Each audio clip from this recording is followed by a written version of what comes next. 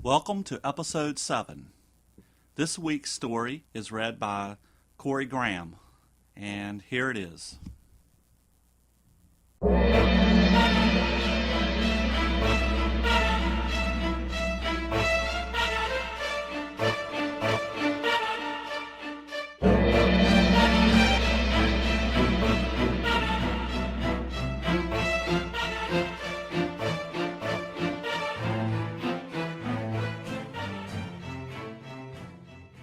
Clock and Heartbeat by J.C. Paris.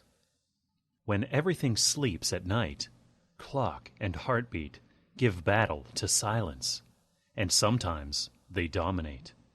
At midnight, Ilana's sleep dissolved prematurely into the lightless reality of her room.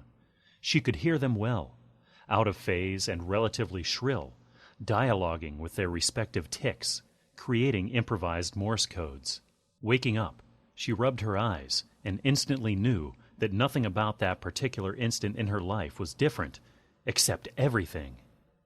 She first monitored the telltale rhythm of her heart. It galloped, warning of knowledge she had already acquired, but not yet fathomed. Realization came within seconds. As her eyes adjusted to the weak exterior light, not only the chest contradictions of Joseph, who slept beside her, not only the diminutive outline of her baby daughter sleeping safely in her cot, not only the carcasses of toys and dirty laundry, but also an unknown shadow revealed itself. It stood motionless in a hidden corner of their bedroom.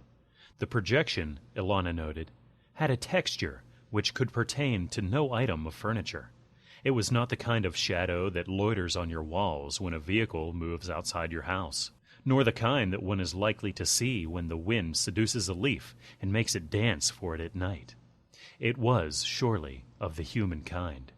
The shadow remained still, its source hidden between wall and wardrobe, just opposite Ilona's wide-eyed gaze. "Joseph? Joseph, wake up!" Nothing.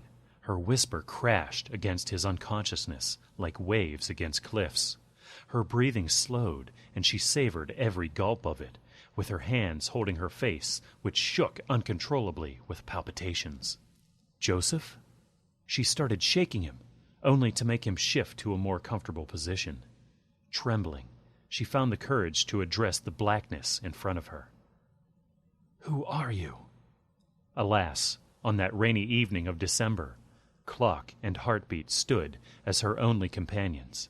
She started crying. Not the kind of tears she had shed during that terrible week, when her husband had that accident at work and her now sleeping baby was diagnosed with severe autism. These tears were different. She looked at Joseph. She thought of her baby. God. The shadow moved forward, pulling its deliverer behind it, and shattering with its every step all notions of privacy and safety. The silhouette, blacker than the very shadow that had promoted it, sauntered into her den, and in doing so, trampled over Joseph's clothes, trampled over her daughter's toys. Devoid of smell or any other recognizable trait, it demonized expectations. Ilana watched and listened as the soft brushing of its footsteps on the carpet blended with the baby's breathing. First, it moved close to Joseph, who still rested oblivious to it all. With features hidden behind a curtain of hair, it regarded him from its height with a hint of derision. Ilana raised her hand as if hope were tangible. "Please, don't hurt him, please." She could see herself waking up and attacking the intruder. She could see herself saving him, only she was paralyzed. Tears resumed their course down her face. Again, they were not the same tears she had shed a month earlier, when she got the bill from her daughter's specialist. Nor were they the same tears which trickled after her husband got fired because of his new disability. These, she could sense, were bittersweet, much more bittersweet. She could see better now. The sound of violent regurgitations emanated from what she could sense as the most corrupt of throats. The trespasser's figure claimed no particular sexuality as a large black coat enveloped well its identity. Monstrous in demeanor, yet human in its gait, it carved a paradox into the night. "Who the hell are you? What do you want from us? From them?" Her command over her own voice was gone. She forced more menace out of her. "I am talking to you. Who are you?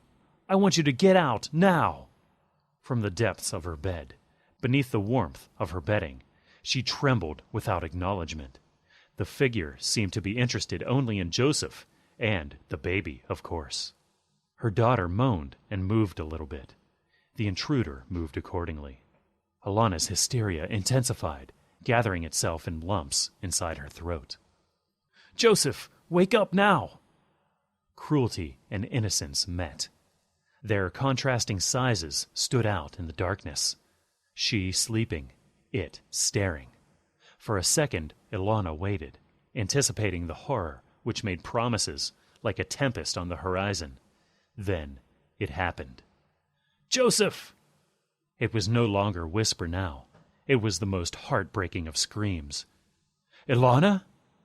Out from his sleep he came, and reality divulged its contents mercilessly. Before both could react, the baby was raised from her cot and taken for a ride in the neighborhoods of death. The baby lost her sleep and started crying. Joseph understood. "Jesus Christ! The baby! Ilana!"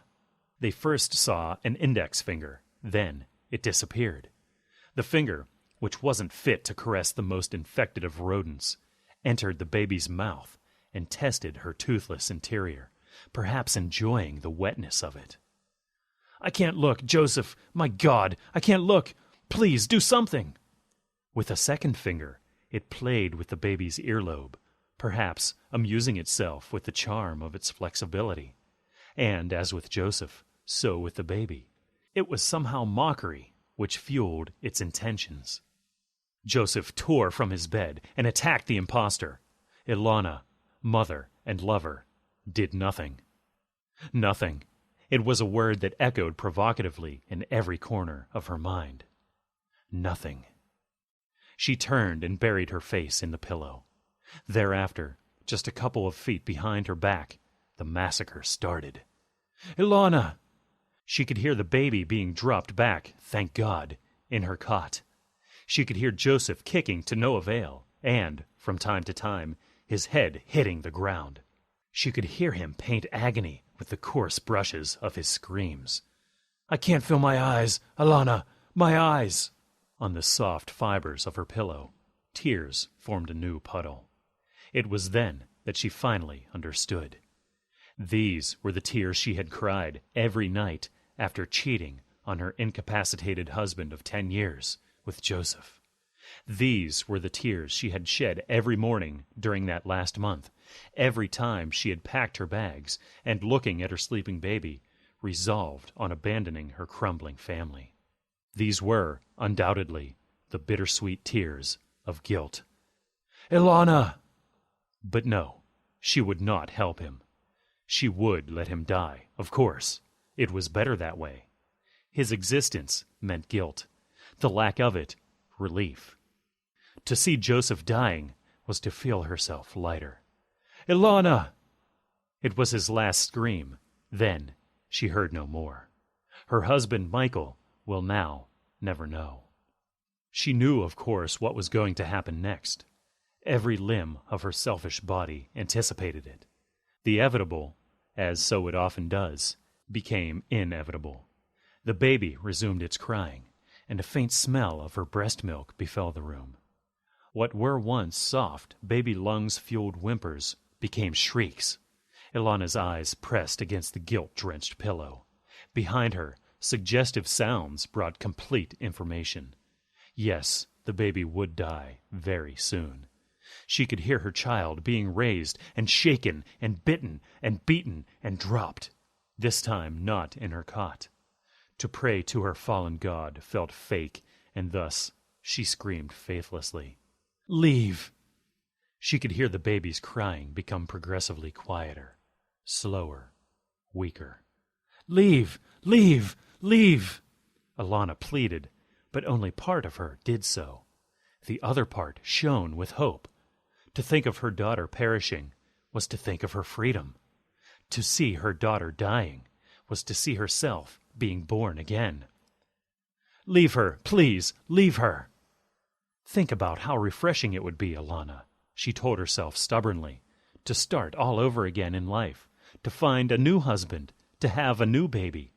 No disabilities, no bills to pay on pills and disease and pain.